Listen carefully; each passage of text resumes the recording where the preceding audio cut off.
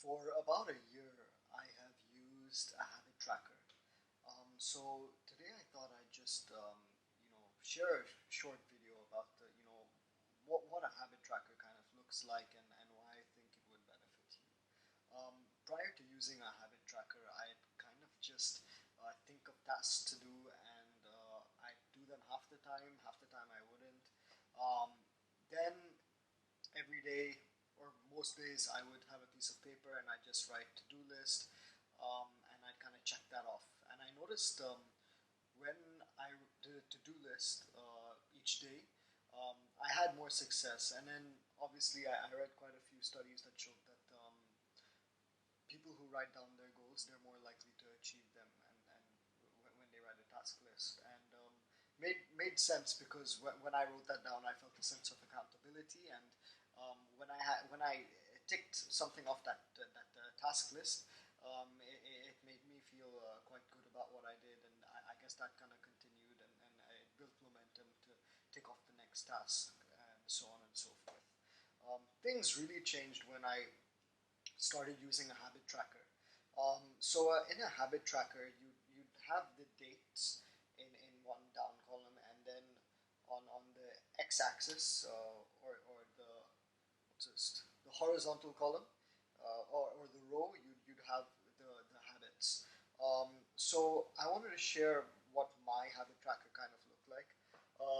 So over here, you'd have the date, and over here, um, I put Duolingo because I'm learning a language. So anytime I did like a module on Duolingo, that would be a tech. Journal, so my daily journal. Meditation, using less than 4 hours of screen time on my phone, would need a tick. And physio and exercise, I group that together. So I do my physiotherapy and my exercises, which consists of push-ups, sit-ups, stretching, things like that. Reading, visualization, and gratitude journaling. So I'd recommend that if you haven't already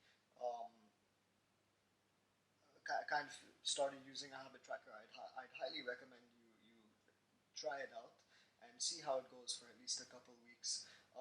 If you, I'd really recommend a habit tracker if you want to really hone in on certain habits. For example, maybe you're really into fitness, so maybe you just make a habit tracker with like exercises, stretching, etc.